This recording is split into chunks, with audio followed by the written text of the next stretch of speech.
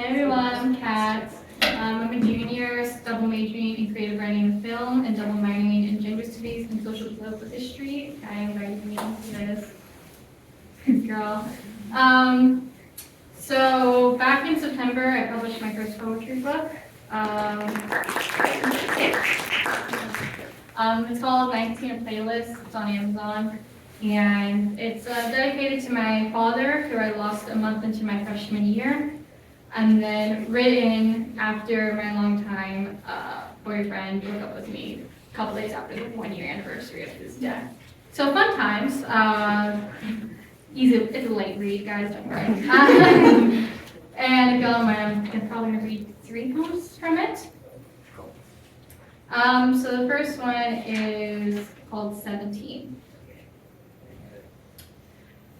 Give me a reason to stay because I'm sinking. Fast, deep bubbles of oxygen floating higher than me. Cold blue freezing my veins, my hair salty and wet. I never knew how peaceful it would be to drown. I always loved the cold. But now I fear embracing it without your sweatshirt and hand to hold. They're both just as freezing. Is this what it's like to fade? Please give me a reason to stay. Because only the scent on your sweatshirt is grounding me. As I protect it, my tears encompassed me. I'm so tired of providing the heat between us, of being the blush in the cheeks, with you never understanding that passion must burn, his warmth ever fleeting, and I can't chase it. A cold heart is only ever meant to love the snow. And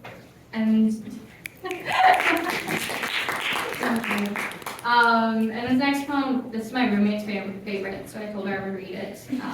It's called Messier. My bones weary, but the same size as my bags, your last cigarette still on your breath, testing my forgiveness, and I accept the chain every time I close my eyes. Its rusted cycles compounding, enveloping my prayers because you're the God I've always hoped for. I don't remember life before you. There is no longer you versus me. Love is engulfing. That's why fire is another word for passion.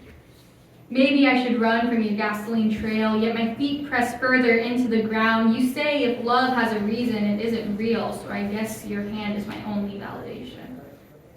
I make myself up to convince you to stay, though I came into this conversation wanting to leave, and everything tells me to leave, but they don't see that the only nights I don't cry myself to sleep are the nights I sleep with you. If the full sum of me is something, then I am nothing, to be converted into life between your nerves and a shadow of your thoughts, so please let me dry your feigned tears and laugh while holding the salt in my eyes. Performance of submission is my only way to feel control. Your love binds me.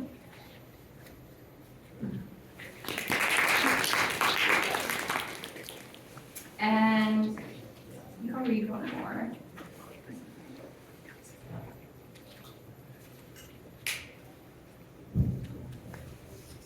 Okay. So this last poem I'm going to read for y'all tonight is called Thief and a Liar.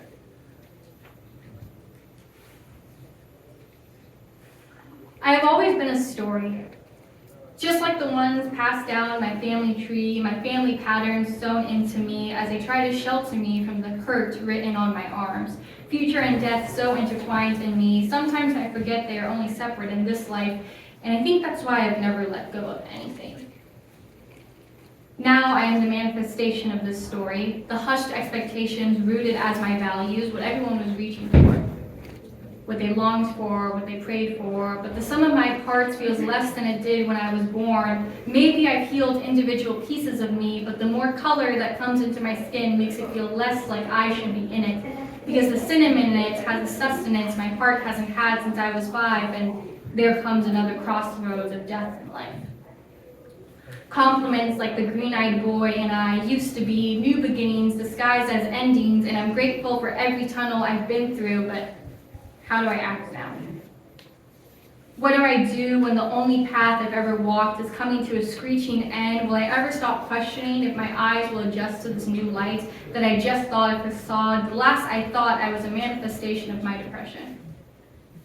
Now I feel like I'm nothing more than a box of my surroundings. As far as I'm concerned, I died at 14, the night I dragged the blade across my skin, medicine in veins that weren't sick, been a ghost long before my father passed.